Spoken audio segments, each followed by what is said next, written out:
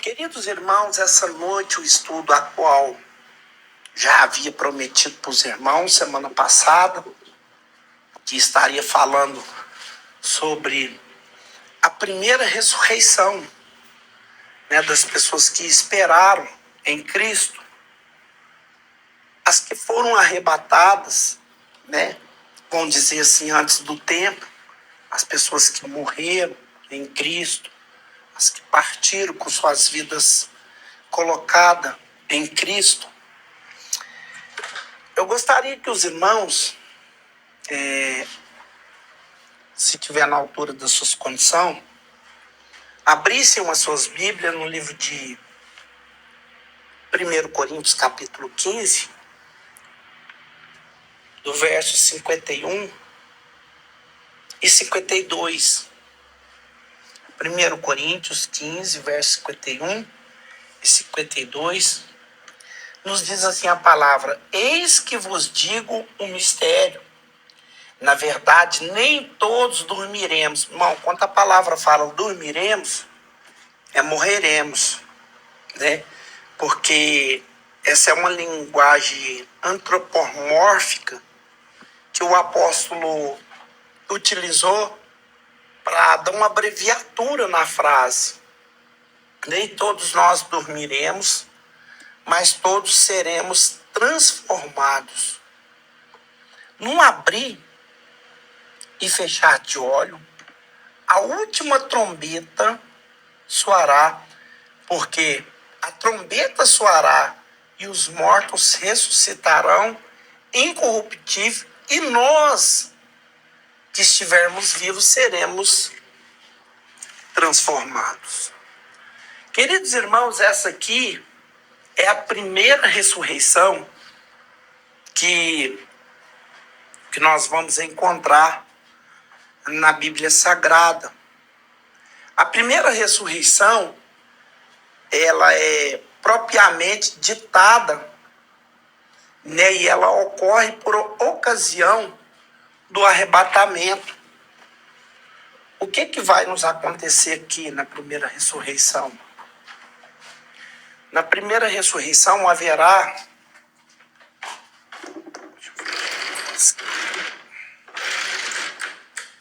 o arrebatamento. E quando a trombeta soar, a trombeta do arrebatamento soar, os mortos que morreram em Cristo, eles vão ressuscitar primeiro. Depois, nós que estivermos vivos, que ainda não tivermos morrido, nós vamos ser transformados em um corpo incorruptível. O arrebatamento da igreja, então, ele se conclui em 2 grupos que subirão neste arrebatamento. O grupo que já dorme no Senhor e o grupo que estiver vivo por ocasião deste arrebatamento. A segunda ressurreição, aqui eu estou falando das primeiras ressurreição, da pessoa que está viva em Cristo Jesus, e dos mortos que morreram em Cristo Jesus, E esses serão arrebatados no harpazo, que é o arrebatamento da igreja. Agora, a segunda ressurreição, ela ocorrerá somente no juízo final. E por isso, nós só vamos tratar do assunto mais na frente, ou seja, 1000 anos após a primeira ressurreição, 1000 anos após a primeira ressurreição, que se dará o juízo final, que está no livro de Apocalipse, do capítulo 20, que começa no versículo 11 e vai até o versículo 15. Porém, meus irmãos, a primeira ressurreição é dividida em várias fases. Jesus Cristo, ele é o primogênito dos mortos. Por quê? Porque ele foi o primeiro que ressuscitou e nunca mais morreu. Porque às vezes as pessoas vão falar, não, ele não é o primeiro. né? Porque nós vemos várias ressurreições no Velho Testamento, né? Principalmente no caso de Eliseu, né? Quando Eliseu ressuscitou o filho ali da sunamita, Elias ressuscitou o filho também da viúva de Serepta. E a gente vê ali várias ressurreições no Velho Testamento. Mas Jesus, ele foi o único que ressuscitou e jamais provará o dano da segunda morte. Jesus Cristo, ele foi o primeiro homem que ressuscitou. Ele foi o primeiro a ressuscitar definitivamente. Isso nos alega as Escrituras, no livro de Atos dos Apóstolos, capítulo 26 e no versículo 23. Eu vou estar sempre falando e mostrando na Bíblia para não falar que é uma heresia, né? Porque é bíblico, está falando aqui, então é Bíblia falando conosco. Por isso, Jesus Cristo, ele é chamado de primogênito dos mortos em várias ocasiões na Bíblia. Principalmente Paulo. Paulo, ele fala em Colossenses capítulo 1, no versículo 18, e Apocalipse fala no capítulo 1 e no versículo 5, só que tem os etcéteras, que tem em vários outros lugares, cujo espaço de tempo não dá para me narrar todos esses episódios. Eu não vejo aqui a distinção entre a expressão primogênito entre os mortos e primogênito dos mortos, mas sim apenas uma força de expressão usada por Paulo no primeiro caso, que nós encontramos em Colossenses capítulo 1, no versículo 18.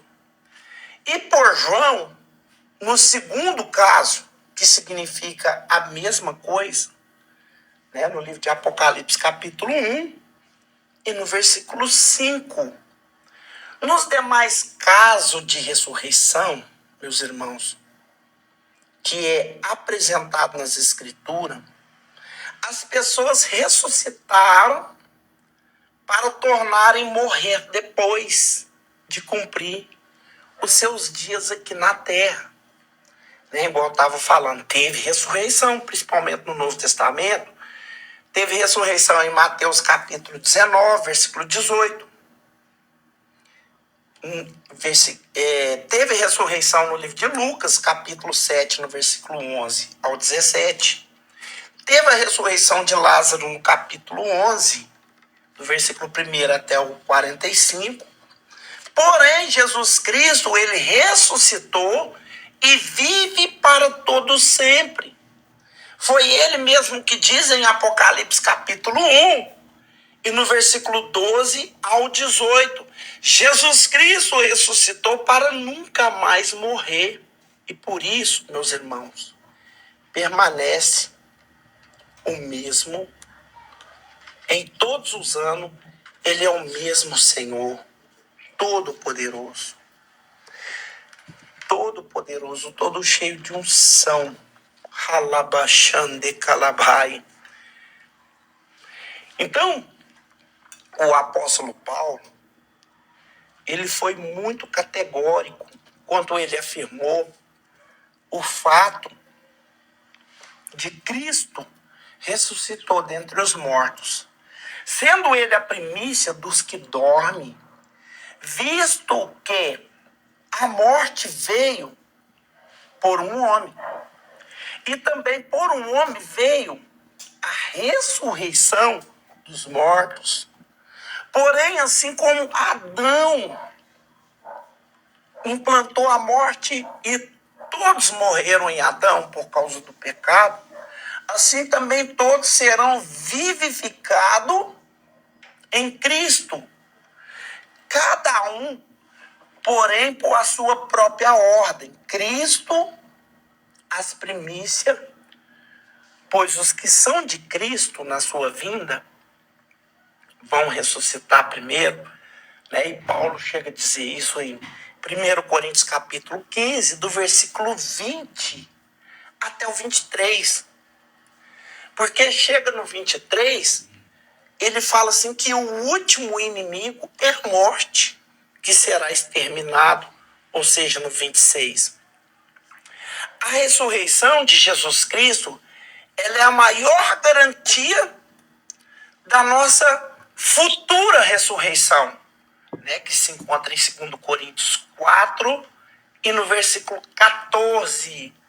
A ressurreição de Jesus Cristo, ela é sem dúvida o grande pilar do cristianismo.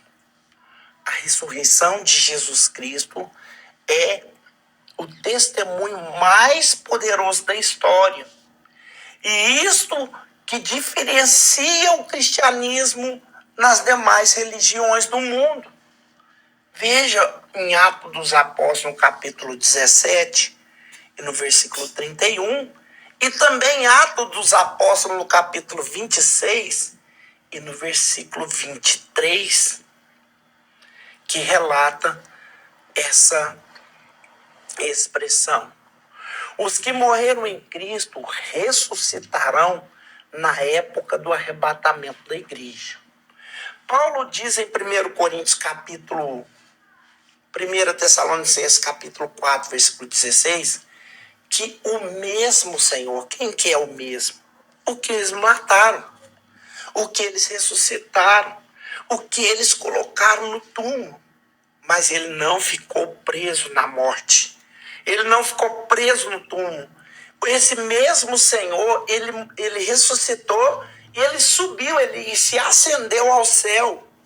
E a Bíblia fala que esse mesmo Senhor descerá do céu com alarido, com voz de arcanjo e com trombeta de Deus.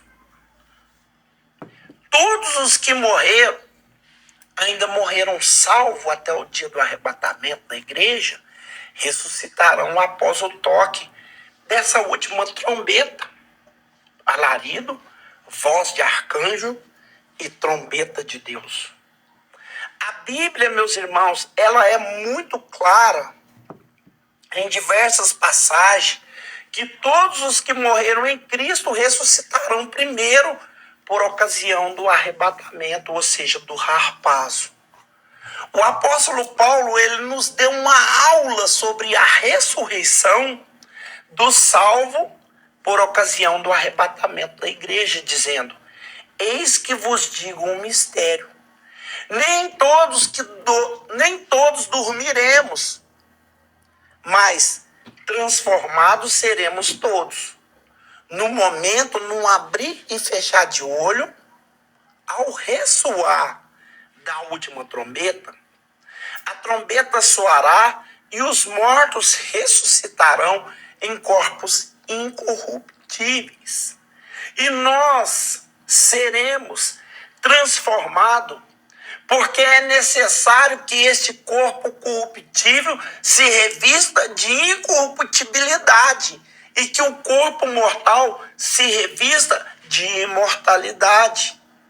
E quando este corpo corruptível se revestir da incorruptibilidade, e o que é mortal se revestir da imortalidade, então se cumprirá a palavra que está escrita: tragada foi a morte pela vitória.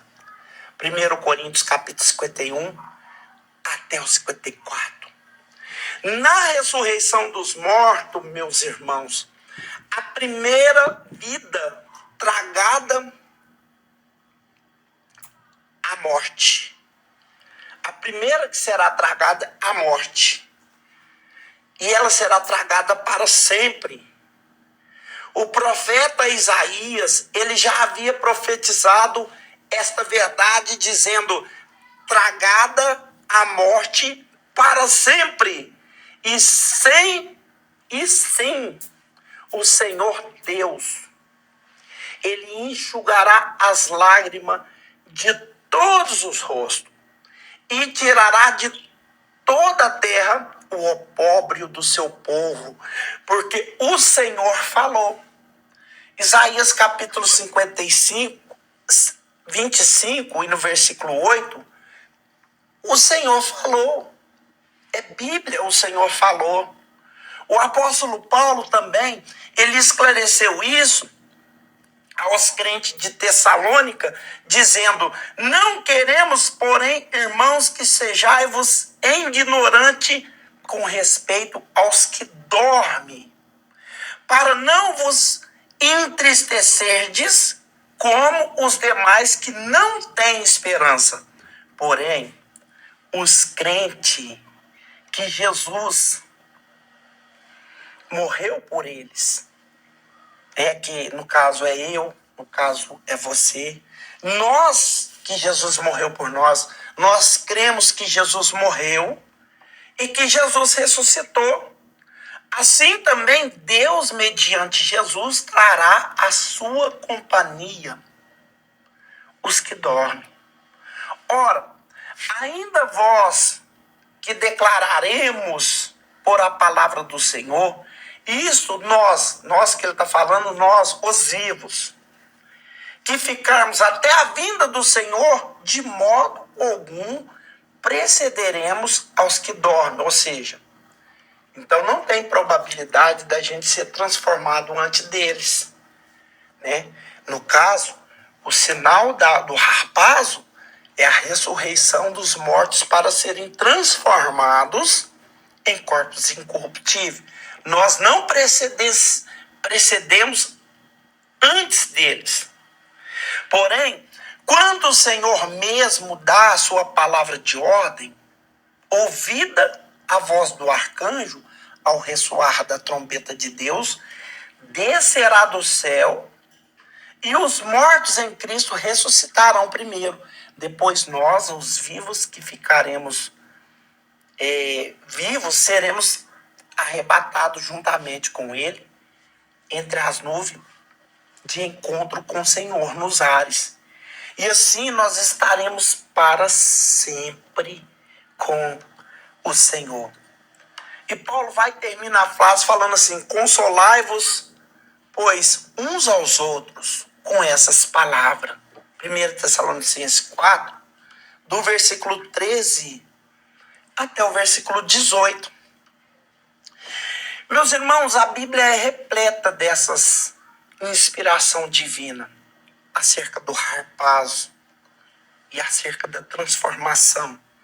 O profeta Isaías também ele já havia previsto essa ressurreição do povo de Deus, dizendo: os teus mortos viverão e os teus mortos ressuscitarão. Despertai e exaltai-vos os que habitam no pó, porque o teu orvalho, o Deus, será como o orvalho das ervas, e a terra lançará de si os mortos. Olha o que Isaías fala, ele é tremendo. Isaías 26, 19. E uma outra pergunta que se faz e que será para sempre feita: o corpo glorificado, no caso.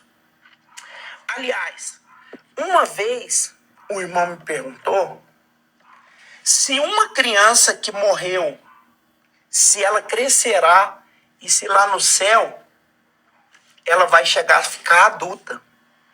Olha que coisa impressionante a pergunta da pessoa. Ou se ela permanecerá bebê por toda a eternidade.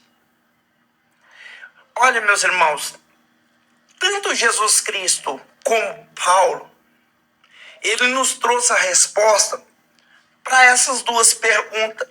Jesus disse: pois não podem mais morrer, porque são iguais aos anjos. E são filhos de Deus, sendo filho da ressurreição. Jesus falou isso em Lucas capítulo 20 e no versículo 36. O corpo ressuscitado nunca mais ele pode morrer e serão igual aos anjos. Portanto, você não vê na Bíblia nem anjo criança, nem anjo velho. Os anjos, geralmente, eles têm uma aparência de jovem, portanto, possuindo milhares de anos, né? Como nós vemos em Lucas 16:5. O próprio apóstolo Paulo, ele foi também interrogado. Ele foi interrogado por alguém sobre o tipo de corpo que receberia a ressurreição, dizendo: mas alguém dirá, como ressuscita os mortos? Né? Está no livro de 1 Coríntios, no capítulo 15 e no versículo 35. Como ressuscita os mortos? E que corpo vem? Né? Teve uma pergunta ali, alguém perguntou da igreja de Coríntios, perguntou para Paulo, como ressuscita esses mortos e como ele vem? Então, o sábio apóstolo Paulo, ele responde assim, como será o corpo glorificado, dizendo, insensato, o que semeia não nascerá na primeira, e não morrerá quando semeia. Não semeia o corpo que vive e que há de ser mais simples. Né? Paulo, ele enfatizou isso. E ele continua dizendo, o grão de trigo ou qualquer semente, né, ela não pode ser semeada sem antes dela morrer. Mas Deus lhe deu um corpo, como lhe prouve de dar a cada uma dessas sementes. A semente não tem que morrer, ela não morre. E quando ela morre, que ela chega na terra, o que acontece? Ela nasce. É isso que Paulo deixa. Olha que tremendo, que Paulo fala com seus ouvintes. Se a semente morrer, mas o que é isso aí, pregado, esse trem de morrer? Porque para viver para Cristo, você tem que morrer para o mundo. Não tem como você semear corpo incorruptível na corrupção. Né? Para você ser incorruptível, você tem que se despir da incorruptibilidade. Né? Por isso que Paulo fala assim, transformai-vos, para que renovai os vossos entendimentos, para que possais sejais transformados. Né? Então, tem que haver uma transformação. Mas Deus lhe dá um corpo, como lhe prouve, a dar a cada uma das sementes o seu corpo que seja apropriado, não a toda a carne, mas a mesma. Porém, a carne dos homens é uma, né? É um tipo de carne. E a dos animais é outro tipo de carne. A das aves é outro tipo de carne. O dos peixes também é outro tipo de corpo, de carne. Há corpo celeste e há corpo terrestre. Sem dúvida, uma glória é a glória celeste e a outra glória é a glória terrestre. Há uma glória do sol, outra é a glória da lua, outra é a glória das estrelas. Porém, porque até as estrelas, elas fazem a diferença do resplendor de uma entre outras. Pois assim também é a ressurreição dos mortos. Os que semeiam o corpo na corrupção, ressuscitará em corrupção, incorruptível. E o que semeia na desonra, ressuscitarão em glória. O que semeia na fraqueza, ressuscitarão em poder. O que semeia o corpo natural, ressuscitarão o corpo espiritual. Se há um corpo natural, há também um corpo espiritual.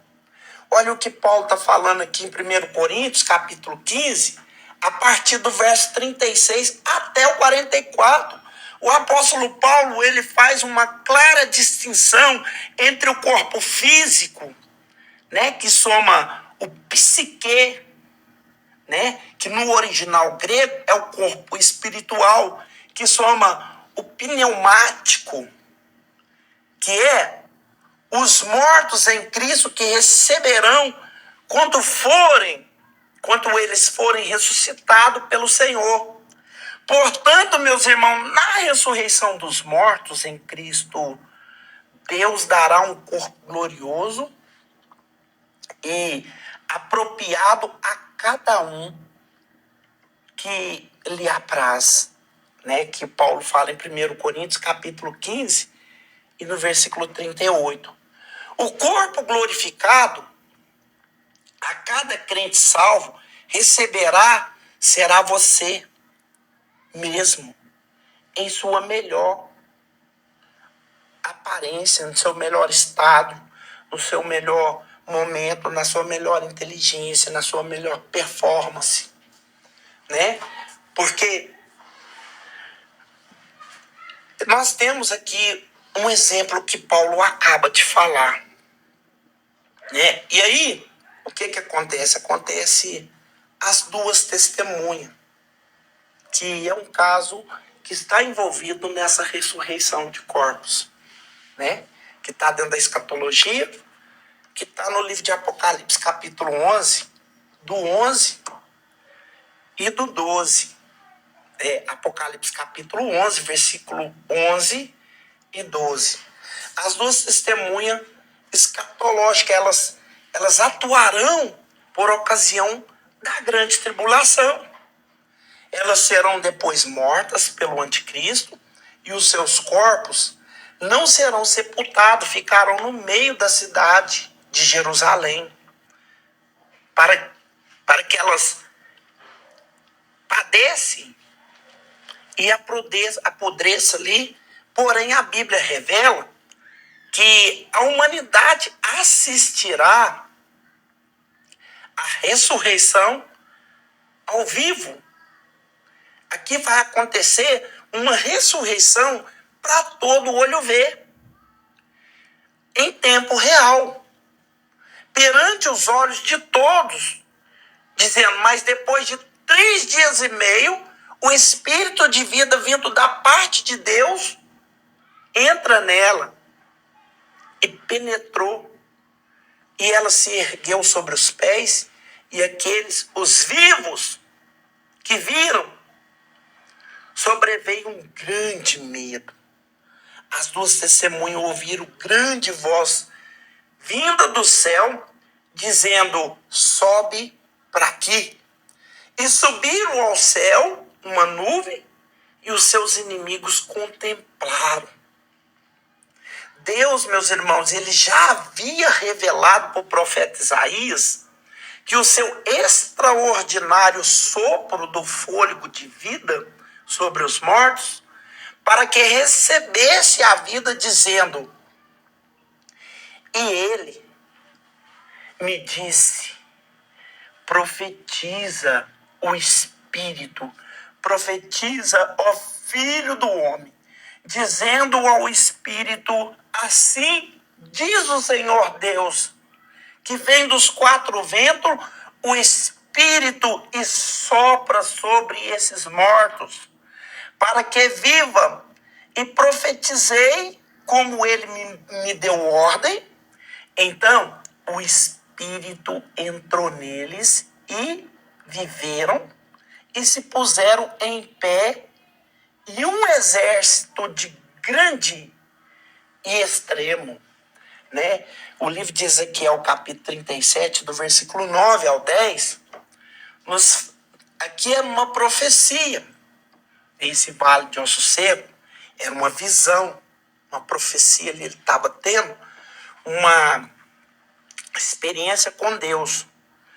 Porque os mártires da grande ressurreição, ou seja, da grande tribulação, do capítulo 20 de Apocalipse, no versículo 4, esse grupo, eles faz parte da última leva dos que farão parte da primeira ressurreição. No final da grande tribulação, inicia o milênio. E o apóstolo João, ele afirmou, dizendo: vi também um trono, e neste assentaram-se aqueles aos quais foram dados autoridade para julgar. E vi ainda as almas dos decapitados por causa do testemunho de Jesus Cristo, bem como por causa da palavra de Deus, tanto quantos não adoraram a besta, e nem tampouco a sua imagem, e não receberam uma marca na fronte e na mão, e vieram a reinar com Cristo durante 1000 anos.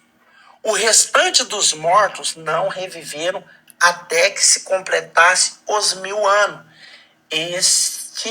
Esta é a primeira ressurreição, né, que nós estamos falando no dia de hoje. Nós vamos falar da segunda, mas hoje nós estamos falando da primeira, né? E está escrito em Apocalipse capítulo 20, no versículo 4 e no versículo 5. O estado intermediário dos mortos. Nós vamos falar sobre o estado. O estado intermediário dos mortos é o período que é correspondente entre o falecimento do indivíduo até a ressurreição dos mortos.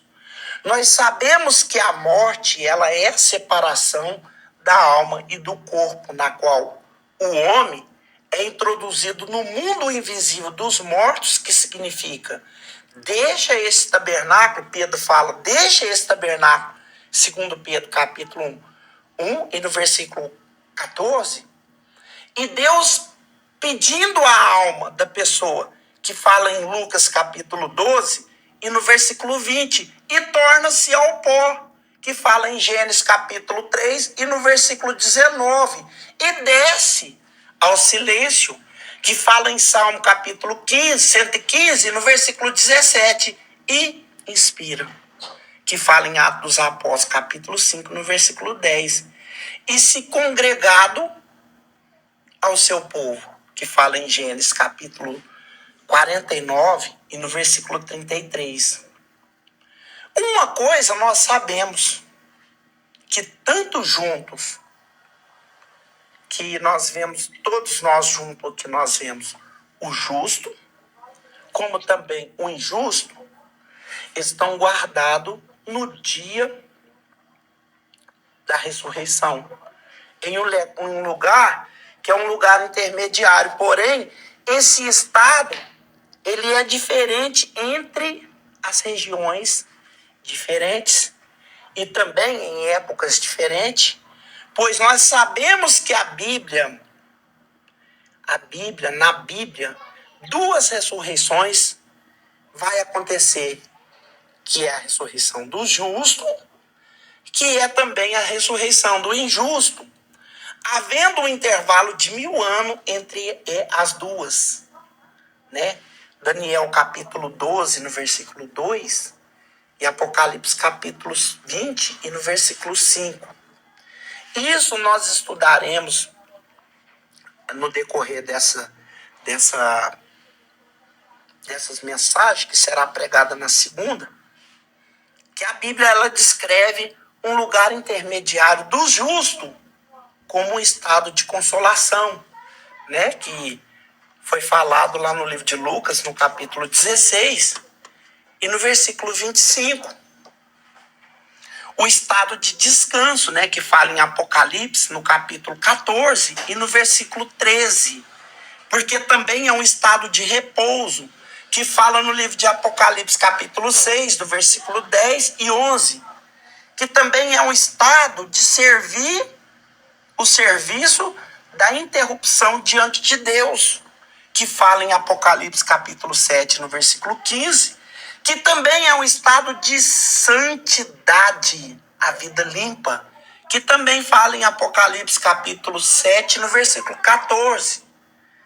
É o estado de ausência de fome, ausência de sede, é um lugar de consolo, é um lugar de tranquilidade, que também está escrito em Apocalipse 7, versículo 17. Porém, é um estado intermediário do justo e do injusto. Do injusto é descrito na Bíblia que é o início de um tormento, né, que fala no livro de Lucas, capítulo 16, do versículo 19 ao 31, né, onde é guardado a pessoa que fica aguardando o castigo eterno, que acontecerá em Apocalipse capítulo 20 e no versículo 11 até o 15. A posição geográfica da região dos mortos, aonde fica o lugar onde os mortos permanecem, após o seu falecimento, né, eles são guardados na ressurreição para o julgamento. Isso nos fala em Hebreus, no capítulo 9 e no versículo 27, que o homem está sujeito a morrer uma só vez, depois disso segue-se o juiz. Existem duas palavras importantes para a descrição da região para onde vão os mortos, como um lugar real e não apenas como um estado imaginário na mente das pessoas que estão aqui na Terra. A palavra em hebraico, ela fala sobre o Sheol. No Antigo Testamento, equivale à mesma palavra de Hades no Novo Testamento, né? Que a origem grega, ela corresponde ao vocábulo inferno. Na língua portuguesa, é designado também como lugar de habitação da alma dos mortos antes da ressurreição de Jesus Cristo, que havia uma grande divisão entre o lugar que ficava a alma do justo e o lugar onde ficava a alma do injusto, né, que está em Lucas capítulo 16, do versículo 22 ao 26. E a parte que ficava o crente no Antigo Testamento chamava de seio de Abraão. Por meio de Abraão, que era pai de todos que têm fé. No caso, Paulo relata em Gálatas 3, no versículo 6 até o 29. Porém, havia um grande abismo que separava o lugar que ficava o justo e o lugar que ficava o ímpio, o justo e o injusto. Né? No caso, o cristão e o ímpio. Todo o tempo, meus irmãos, lendo atentamente as parábolas aqui, principalmente a parábola do rico e do Lázaro, nós percebemos uma grande diferença entre o seio de Abraão, né, que era o consolo, enquanto o outro lado, o rico estava sendo atormentado. Né? Lucas capítulo 16, do versículo 25 e 26.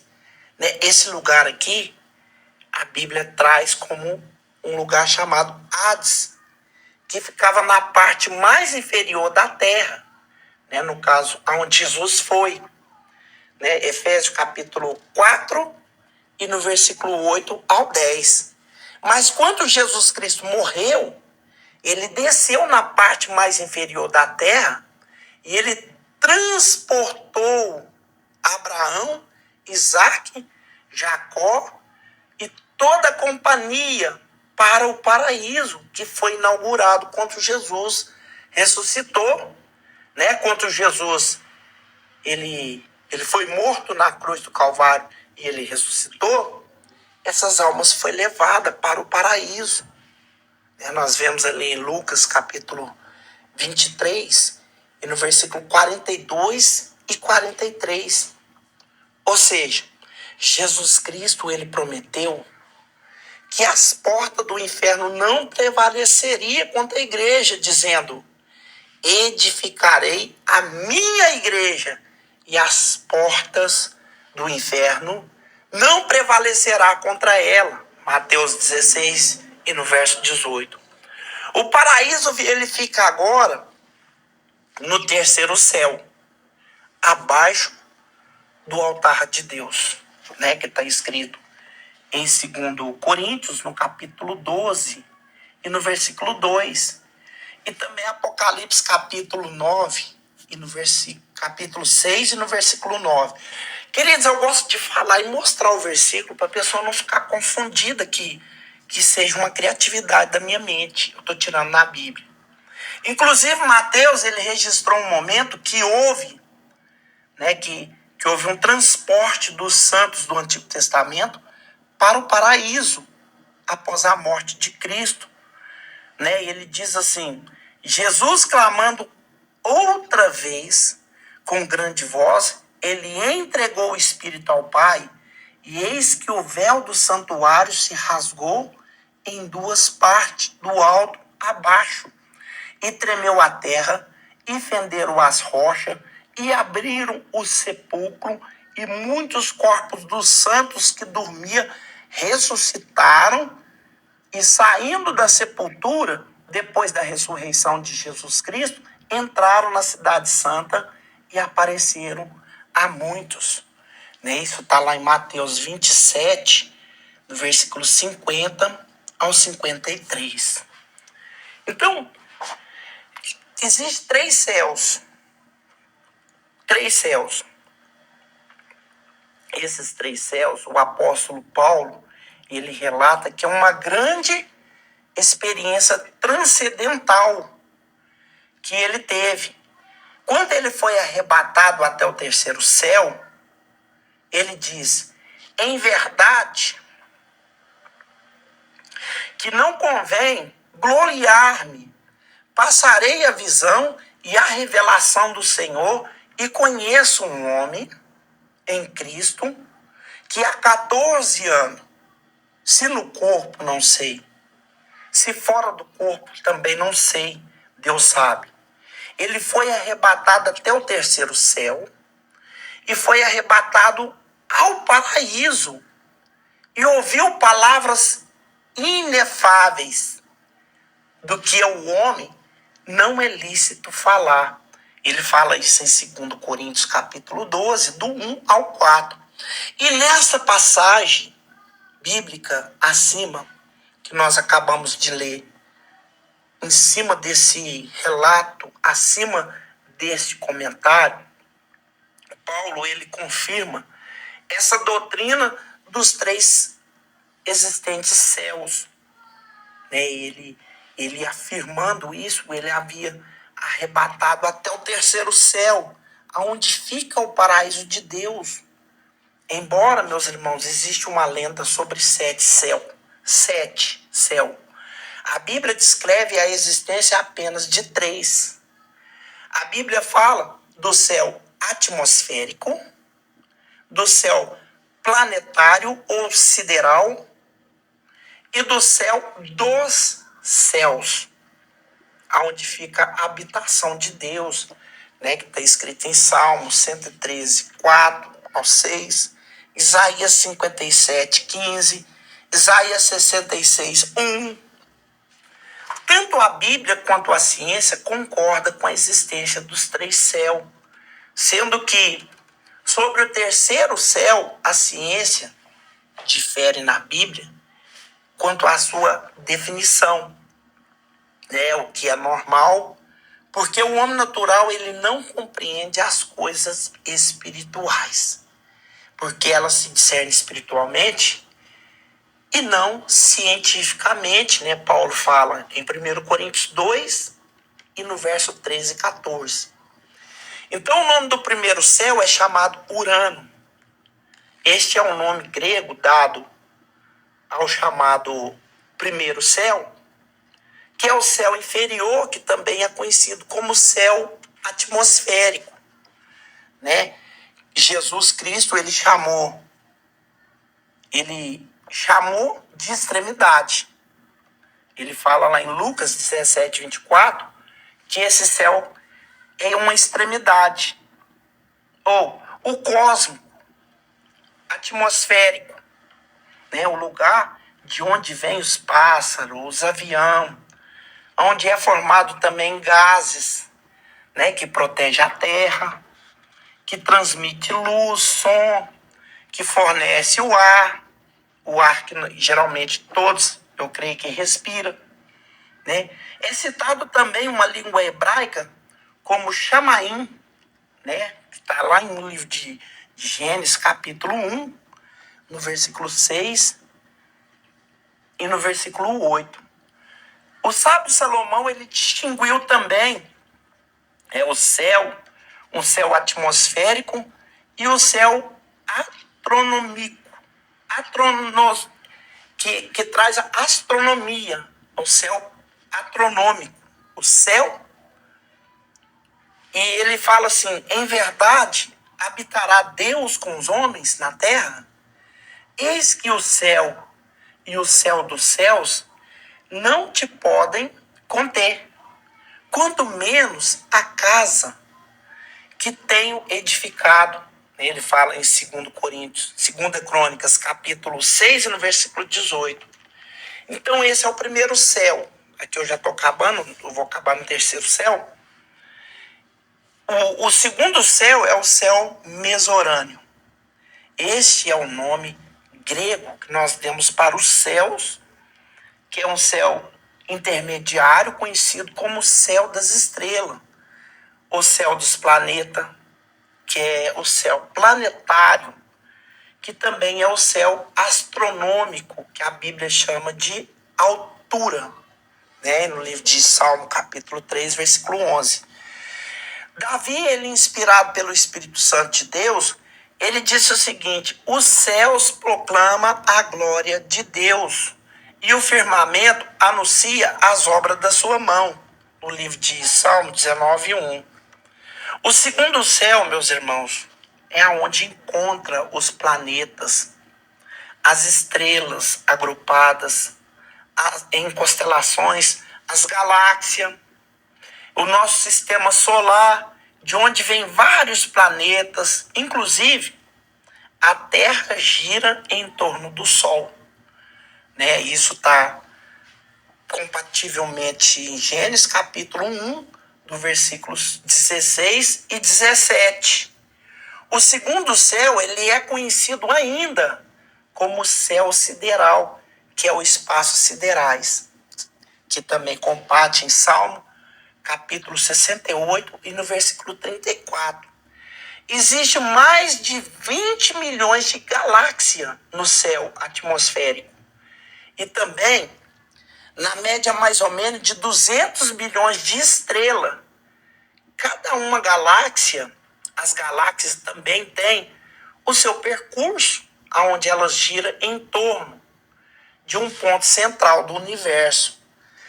Os cientistas, eles não sabem o que este centro universal, mas mantém as galáxias ligadas a ele. Eles não conseguem entender o que traz essa ligação, né? Por uma força imaginária ou talvez poderosa. Eles entendem assim. Mas, contudo, a Bíblia, ela afirma que este centro do universo é o terceiro céu, onde está o trono de Deus, e Deus que comanda toda estrela planetária, toda galáxia, girando harmonicamente em volta do seu trono, né? Que também está em Salmo 3, 103 e no verso 19. Salmo 147, do verso 4 e 5. Então, toda essa constelação, toda essa formação, ela está dominada pela força maioral que vem da parte de Deus, na qual o cientista não consegue entender. E temos também o último céu, que aqui eu encerro, é o céu eporâneo. Esse eporâneo, este é o nome que nós damos para o céu superior, que a Bíblia chama de terceiro céu, né? Em 2 Coríntios 12, no versículo 2, ou céu do céu, que é dado no Velho Testamento em Números, capítulo 9, no versículo 6. Sendo este lugar de habitação, onde habita a presença de Deus, que também está escrita em 2 Crônicas, capítulo 6, no versículo 18 e 21, Salmo 103, versículo 19, e Salmo 123, versículo 1. Aliás, o nosso Deus, meus irmãos, ele é conhecido como Bori Achamaim, que significa o Criador dos céus, que está escrito em Isaías capítulo 45 e no versículo 18. Né? Isso significa que Deus é o Deus dos céus e também é o Deus da terra, né? Que Moisés relatou em Gênesis capítulo 1, versículo 1, e Esdra também relatou no capítulo 5 de Esdra, no versículo 11. O sábio Salomão, ele escreveu: O caminho da vida está para cima. É o paraíso. A fim de que se desvie do inferno, né, do Sheol, que está para baixo. Ele fala que o inferno está para baixo e que o céu está para cima. Né? Provérbios capítulo 15 e no versículo 24. Mas o apóstolo Paulo também ele escreveu dizendo: pois a nossa pátria está no céu, de onde também aguardamos o Salvador, o nosso Senhor Jesus Cristo. Filipenses 3, versículo 20. O apóstolo Paulo ele continua dizendo que tinha certeza que seria levado o Senhor para o reino do céu celestial. Ele falou: eu, particularmente, eu conheço as minhas ações, conheço os meus atos, e eu tenho certeza que eu serei levado pelo meu Criador para o reino celestial, que é o reino dos salvos, para reinar no reino celestial. Esta é a glória pelo século do século. Né? Ele fala para Timóteo isso, lá no 2 Timóteo capítulo 4 e no versículo 18. O escritor sagrado, ele fala também da nossa chegada no céu, dizendo: mas tende chegado ao monte Sião, que é a cidade de Deus, que é o Deus vivo, a Jerusalém celestial, incontável hostes de anjos, o universo e a Assembleia de Deus dos primogênitos, arrolados nos céus. Quando ele fala nos, ele fala de uma maneira que não é só um céu, né? E o Deus é o juiz de todos os espíritos, dos justos, aperfeiçoados, e a Jesus, o mediador de todos, na nova aliança, que é o sangue da aspersão, que fala coisa superior, que fala também pelo próprio Abel. Uai, Abel lembra quando o Abel foi sangrado, que Deus desceu e falou com Caim: onde está seu irmão? Caim falou: não sei não. Ele falou: sabe, porque o sangue dele está me gritando desde a terra. Já no livro de Hebreus capítulo 12 e no versículo 22 e 24, está relatando isso que foi escrito lá em Gênesis capítulo 4 e no versículo 8, se não me falha a memória. Porém, a palavra de Deus, ela revela que Deus, ele fez os céus e fez o céu dos céus, dizendo: tu és o Senhor que fizeste os céus e os céus dos céus e todo o exército da terra e tudo que nela há, nos mares e tudo que nele há. E guardaste em vida todos os exércitos dos céus que te adoram. Quem falou isso foi Neemias capítulo 9, versículo 6. O máximo que o homem pode alcançar através da ciência é atingir o segundo céu, o que é o céu astronômico, ou seja, o esforço humano ele consegue atingir no máximo o segundo céu, porém o terceiro céu através de Jesus. Se não for por Jesus, ninguém conhecerá o céu. Não é preciso ser astrônomo ou cientista. Basta ser um pecador arrependido. Lucas 23, 39 ao 43. Se quiser chegar até o terceiro céu, para contemplar a face de Deus, o homem terá que aceitar Jesus Cristo como seu Salvador e seguir a paz com todo e a santificação, porque se não for assim, ninguém verá os céus dos céus.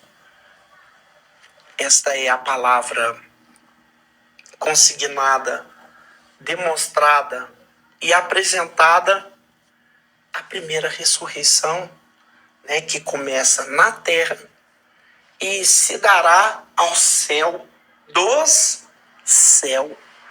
Jesus falou: Na casa de meu pai há muitas moradas. Se fosse assim, eu não teria dito, eu vou preparar lugar. E se eu for preparar lugar, eu vou voltar lá, na terra, Pai. Eu vou buscar aquele grupo de pessoas que não abrem mão de morar comigo por prazeres da terra, mas fecharam as portas para o mundo e abriram as portas para Deus.